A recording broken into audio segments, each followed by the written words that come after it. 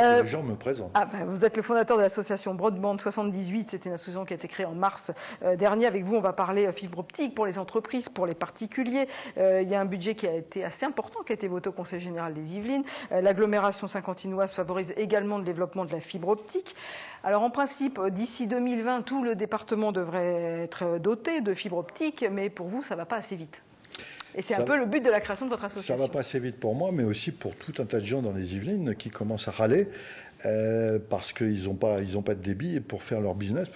S'ils sont des entreprises ou même des particuliers, ils voudraient tout de suite avoir du très haut débit à des prix de grande consommation. Alors, votre association a été créée en mars. Elle regroupe qui? Et qu'est-ce que vous pouvez faire, vous, en tant qu'association? Le peuple peut faire beaucoup de choses, vous savez. Il n'y a pas que les élus. Donc on a beaucoup de chance d'avoir les élus qu'on a eus parce qu'ils ont décidé de fibrer tout le département.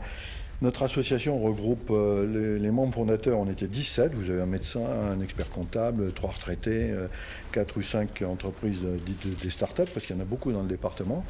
Et donc l'objectif qu'on s'est fixé, il y en a 3. Le premier, c'est d'aider les élus ou de les booster, parce qu'il y a des élus qui ne comprennent pas très bien à quoi tout ça peut servir. Donc vous faites du lobbying alors? Oui, tout à fait. Mais avec Internet, vous savez, c'est très facile. Hein. Oui. Deuxième chose, c'est de faire monter l'appétence du numérique pour toute la population. Donc on est en train de réfléchir pour mettre sur pied tout un tas de choses. Et troisièmement, c'est de créer des entreprises dans le département se basant sur les réseaux optiques. Des entreprises numériques, on peut vous appeler ça des comme entreprises ça. où, si vous créez beaucoup d'entreprises numériques, vous aurez créé des entreprises qui ne sont pas numériques dans les services de laverie, de restauration, etc. Vous ne pouvez rien faire pour accélérer le développement de la fibre optique. C'est 2020. C'est comme une question de finance et une question juridique, le développement de la fibre optique. Le problème, alors là, combien de temps vous me donnez là? Je vous donne 1 minute. Je crois qu'en France, on s'y est très mal pris. Ouais. Nos grands-parents ont financé le réseau électrique, ça s'est très bien passé par un fonds de péréquation. Nos pères ont financé le réseau téléphonique, ça s'est très bien passé avec des emprunts d'État. Et aujourd'hui, nous, c'est très compliqué pour mettre en place la fibre. Il y a des tas de lobbies dans tous les sens, les élus ceci, les élus cela. Le problème, c'est les responsables, ce sont les élus, puisque c'est eux qui nous conduisent. C'est eux qui décident, c'est eux qui peuvent financer, c'est eux qui peuvent régler les problèmes juridiques, parce que je rappelle, c'est quand même veulent du très haut débit. Oui. Messieurs les élus, qu'est-ce que vous faites? Alors les élus, qu'est-ce qu'ils font? Ils se retournent vers France Télé, Orange, les autres, et Orange dit nous, on n'a pas assez de sous pour faire ça, tout ça. Donc il faudrait mettre en place un fonds de péréquation, le fonds Pintin, qui a été créé par l'Assemblée nationale et le Sénat, mais qui n'est pas abondé aujourd'hui pour tout un tas de raisons. Donc nous, notre association, nos élus à nous, du département, nous ont dit qu'en 5 ans, ça serait terminé. Donc c'est pas 2020, c'est 2019.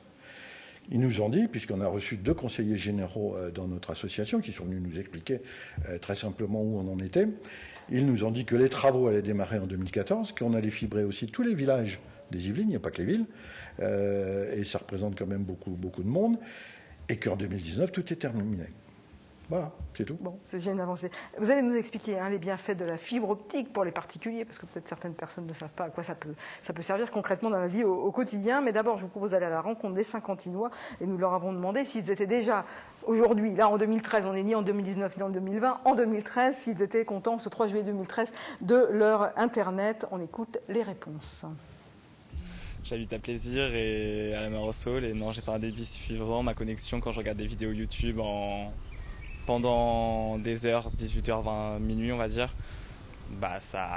ça coupe. Ouais, bonne et rapide. J'habite à Voisins-le-Bretonneux.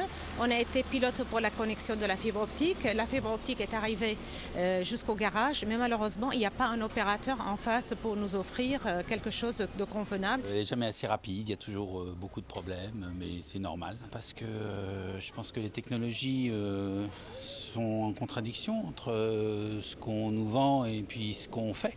Par exemple, on nous vend un débit théorique total. Et en fait, on fait du partage de débit entre plusieurs clients, donc les clients n'ont pas le débit maximum tout le temps. Oui, je trouve que c'est bien, c'est suffisant. Ça marche pas si mal. Des fois, elle rame un peu quand même. Les opérateurs, c'est pas bien quand même. Il nous faut payer très cher. On n'a pas très bonne connexion Internet, je trouve. Ça va pas assez vite pour les smartphones qu'on a. Allez, je voudrais réagir quand même sur ce qu'a dit cette dame de Voisins-le-Bretonneux qui dit on m'a installé la fibre optique dans mon garage. Et après, j'ai pas l'opérateur pour brancher tout ça chez moi. Ben oui, mais il y a beaucoup d'entreprises c'est quand même un qui gag. sont comme ça. À Rambouillet, par exemple, vous avez une zone industrielle où on a deux de nos membres qui sont là. Ils ont la fibre qui sort devant chez eux. Ils ont demandé pour l'avoir dans leur bureau et les opérateurs leur ont dit que ça coûtait 100 000 €. Alors ça sert à quoi la fibre optique? La fibre optique, d'abord, on enlève le fil de cuivre. Pourquoi? Parce que les débits permis par le fil de cuivre sont quand même assez ridicules. Et en plus, ils sont pas symétriques. Et deuxièmement, Mais pour un particulier, dans son application au quotidien? Eh bien, pour la fibre, avec la fibre, ben, vous allez avoir de nouveaux types d'applications, comme par exemple des centres de télémédecine visiophonique HD. Par exemple, la Crêpière, il n'y aura plus de médecins dans 2 ans. On fait quoi? Donc on fera la médico-conférence, je sais pas comment on peut dire, ça existe déjà, je vous signale. L'hôpital Pompidou à Paris a déjà une plateforme visiophonique de télémédecine avec les maisons de retraite.